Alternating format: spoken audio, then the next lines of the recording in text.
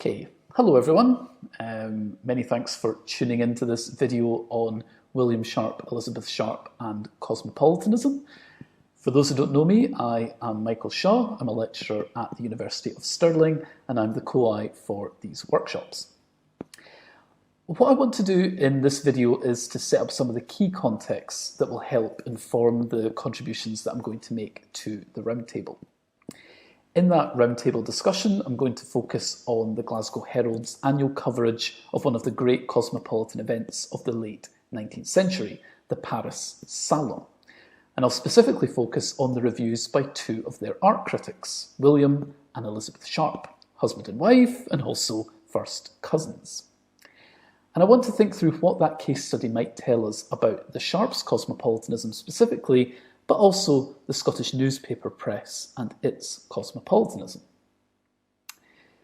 To set that discussion up, I'll briefly introduce the two figures here. Hopefully there won't be too much overlap with Conrad's video, and I'll introduce the Sharps' wider interest in cosmopolitanism. So first of all, William Sharp. Sharp is best known, if he's known at all, for writing his Celtic revival works under the pseudonym Fiona MacLeod. Her publications began with Forays, a novel, but perhaps he showed his greatest skill as a short story writer with The Sin Eater and The Washer of the Ford collections. These books were published by Patrick Geddes and colleagues in Edinburgh, a firm that Sharp was very closely connected to, and he was one of the leading figures in managing its magazine, The Evergreen, a multilingual little magazine of the 1890s that, while often being culturally nationalist, focusing on Scotland, also explicitly announced itself as cosmopolitan, which we'll come back to. It's worth noting that Sharp's engagement with Patrick Geddes and colleagues is a very small part of his career, and his cosmopolitanism extended well beyond it. As I'm sure Conrad will touch on, he was deeply interested in the literature of the Low Countries, especially Belgium, priding himself on being the only expert in Britain on contemporary Belgian literature. He translated some Belgian works, he wrote articles on Italy. Towards the end of his life, he develops an interest in theosophy, a deeply cosmopolitan occult movement, and I think Kirsty's going to mention his biography of Heine too. He also published work in Cosmopolis, an international review, including the Fiona MacLeod short story, The Wayfarer, which appeared in June 1898. Elizabeth Sharp was also a writer and contributor to the Celtic revival, and she deserves much more attention in the fields of both Scottish studies and Fin de Siècle studies. She edited Lyra Celtica, Women's Voices, Women Poets of the Victorian Era, Sea Music, a collection of poems about the sea, and she also wrote a memoir on her husband. Her anthologies often stress their multinational, multicultural makeup. Lyra Celtica, for instance, doesn't only include ancient Irish, Alban, Gaelic, Breton, Cymric, and modern Scottish and Irish Celtic poetry, but also a section on the Celtic fringe, which you can see here. A really interesting use of that term, which refers to writers beyond the Celtic nations and includes American writers such as Bliss Carman, although Elizabeth Sharp stresses that he was of Scoto-Celtic descent. And of course, Elizabeth was also an art critic and worked for the Glasgow Herald, just like her husband. One of the things that interests me about these two figures is that not only can we think of them as cosmopolitans, but they frequently used that term in their own writing, William especially. And I think it's worth considering their references to cosmopolitanism to think through what type of cosmopolitans they were, but also to think about how the word cosmopolitan was being used in Fin de Siècle Scotland. I think it's useful to start with a quotation from Elizabeth's memoir of William, where she discusses her husband's relationship to Patrick Geddes. She writes, "Both were idealists, keen students of life and nature.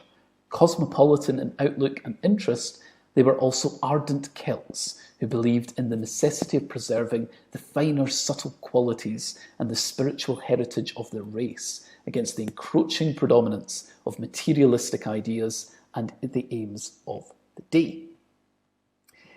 Here Elizabeth notes that there is a cosmopolitan outlook to Sharp and Geddes, but that they are nonetheless interested in preserving a Celtic racial heritage, particularly a spiritual heritage, as mentioned here.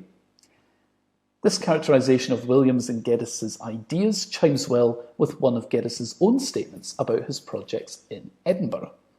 He said, "Our little scholastic colony in the heart of Edinburgh symbolises a movement which, while national to the core, is really cosmopolitan in its intellectual reach." And we find this stance, this confusion of a kind of national feeling with a cosmopolitan feeling throughout the Evergreen itself. And of course, that was a magazine that both Sharp and Geddes collaborated on. In the magazine's Envoy, from the final volume, Winter, there is a celebration of the profound and renascent unity of local and regional survivals and initiatives with racial and cosmopolitan ones. The Envoy also calls for fresh gatherings and meetings, studious and joyous, Scottish or cosmopolitan. What we see here is that type of cosmopolitanism being defined, the type of cosmopolitan that's being defined here is not one that rejects the nation. It's not that citizen of nowhere cosmopolitanism that Stefano introduced in the previous workshop. But instead it's one of international awareness, one of national contribution to international developments. As Israel Zangwill nicely put it when commenting on Geddes's circle in Edinburgh, the truest cosmopolitanism goes with the intense local colour, for otherwise you contribute nothing to the human treasury and make mankind a featureless monotony. Sharp appears to have been the figure leading the cosmopolitan element in the Celtic revival of Edinburgh. He even proposed publishing a Cosmopolitan Series to Geddes. He wrote, "What about a series of short books of fiction? As this is so much the vogue at present, it may be called the Evergreen Series, or say the Cosmopolitan Series." And after saying this, he lists numerous writers that could be included, ranging from the Hansons to D'Annunzio to George Eekhout. A huge list here. If you want to pause to read through them all, you're more than welcome to. But it sort of stresses the point that Sharp is incredibly internationally attuned. There's a real conviction from Sharp's perspective in placing Celticism in dialogue with wider developments in new literature. And Sharp is keen to draw connections between the Celtic revival in Scotland and these wider developments, particularly draws out comparisons between Belgium and Scotland, which I'm sure Conrad will discuss. I should say that this international focus of Sharp's investment in the Celtic revival, this is also reflected in another project that he proposed, and that was a magazine titled Celtic World. Again, the synthesis of Celtic identity with a worldly outlook. These various statements about Patrick Geddes and colleagues' initiatives are interesting when placed alongside wider statements that William Sharp made about cosmopolitanism. When referring to one of his trips to Paris in a letter to Thomas Janvier, he said, "I am keeping down my too cosmopolitan acquaintanceship in Paris to the narrowest limit. And on and after the 2nd of May, I'm going to reform and remain reformed." Sharp is vague here about what he means by too cosmopolitan, but I think it's interesting that he suggests that cosmopolitanism should have limits here, considering his own efforts to connect international developments with more local cultural developments like the Celtic revival. So hopefully that provides a brief overview of some of the key contexts on the Sharps and cosmopolitanism. What I'll discuss in the roundtable is their work reviewing the Paris Salon for the Glasgow Herald, before their concerted involvement in the Celtic revival, and I'll consider the presence of cosmopolitanism in their reviews.